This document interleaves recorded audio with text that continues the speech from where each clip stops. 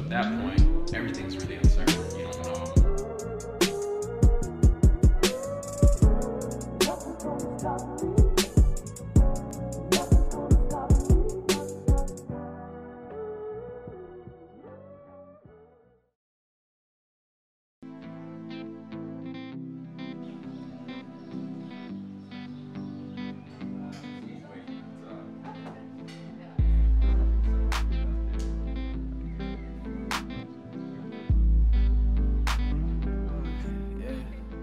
So I've been on the Van Gogh shit a few years now.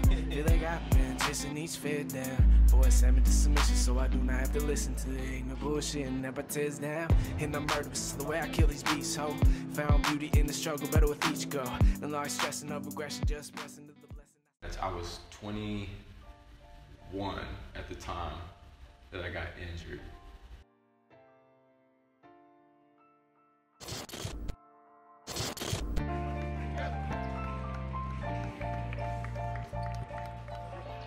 Outside shooter, Michael Jr. tees it up and knocks it down.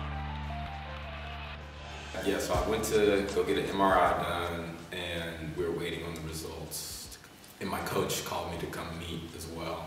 And so here I go to the training room, and my coach is there, assistant coach is there, doctor's there, and team doctor is there, all in the room. And so I sit down, and we're just like, hey, I'm nervous, I don't know what they're gonna say. And then he says, yeah, so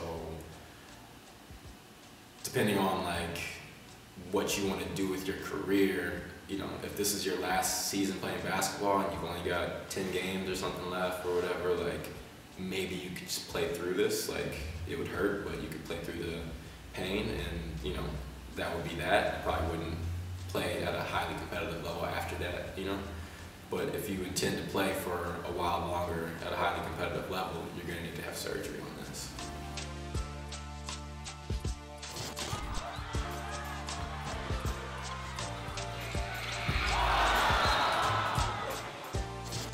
And I was like, how long is the recovery? He said 8 to 9 months, and just my heart just like dropped,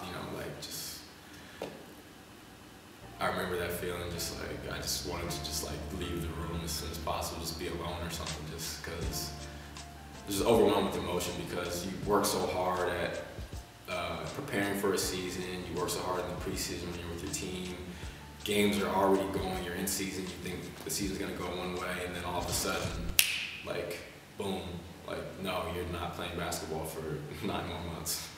I just like, I started crying.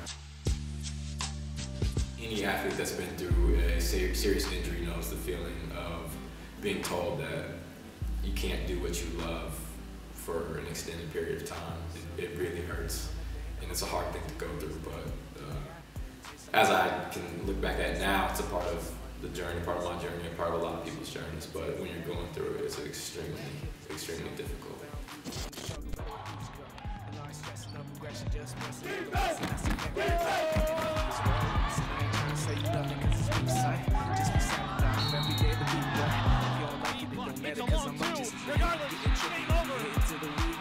A lot of our guys, they showed a lot of heart, a lot of character. The whole team, all 15 guys. We had great bench energy.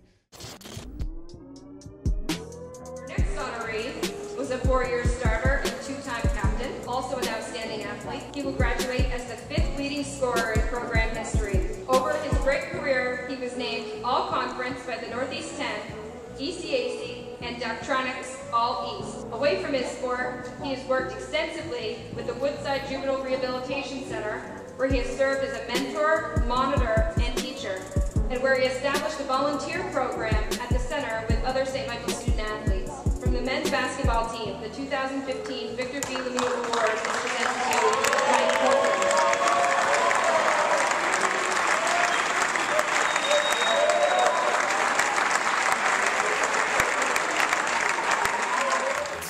As my senior year is starting to finish up, my eyes are still on the goal that I had initially when I was younger of becoming a pro. You become realistic with yourself, and you look at what your opportunities are and what's around you, and the NBA is not calling on the door of Division II players. You look at the NBA draft, you look at all this stuff, the guys who are getting drafted are playing at the big schools that you see on TV all the time. And they're highly rated recruits coming out of high school, and even the guys who come out to Europe and play in good leagues and on good clubs and stuff, like they also played at big schools.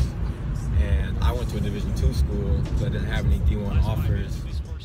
Everybody wants to play. Everyone has a dream of playing pro if they can, but the window gets narrower and narrower. It's like, okay, if you want to do it, and you have to really put yourself in a position to stand out or to be able to get your foot in the door.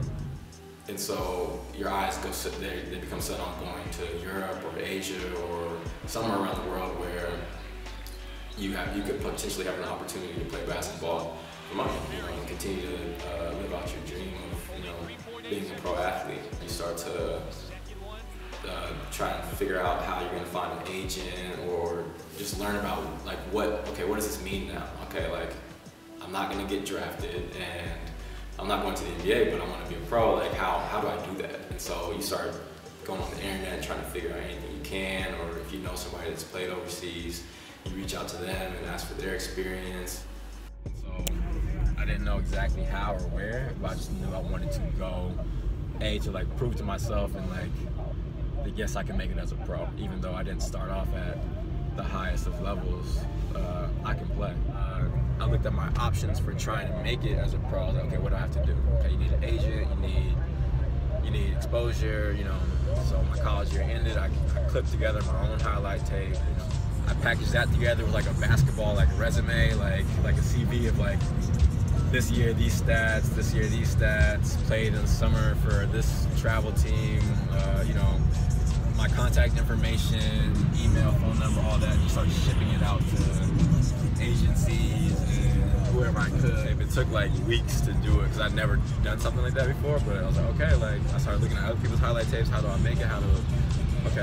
Put it together, and then it was ready to go. It was a 5-minute video of just me balling my senior year of college. I don't have highlights on ESPN that people are looking at and stuff and being like, oh, this guy's on the draft boards. No, it's I played at a small Division II school in Vermont. I love the school and it'll always have a big place in my heart, but it's not a place that produces professional athletes. School ends, I graduate, and I go to a camp in Las Vegas in July. Las Vegas in July is a hotbed for basketball. The NBA Summer League is going on there. There's often lots of exposure camps going on at the same time. And there's scouts and GMs and managers and coaches from all over there. I paid $500 to be in this camp.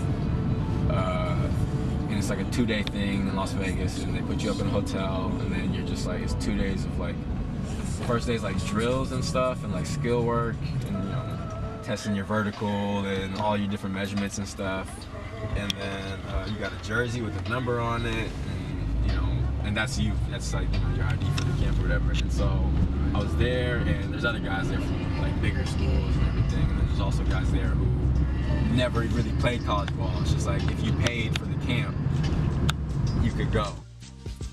Played really well. I think I was probably the best player at the camp, or I performed the best at the camp.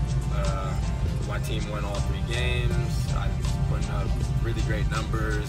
So the camp ended, and the agency that ran it, they signed me. They're like, hey, we want to sign you and get this going right away. The team's just talking about you. Let's put this in motion. I was like, okay, I had nothing. I made my own highlight tape, was shipping it out to people, and ended up leaving the camp. Signed to an agent there, and with 3 offers to play. One in Angola, Africa, one in Portugal, and one in Austria.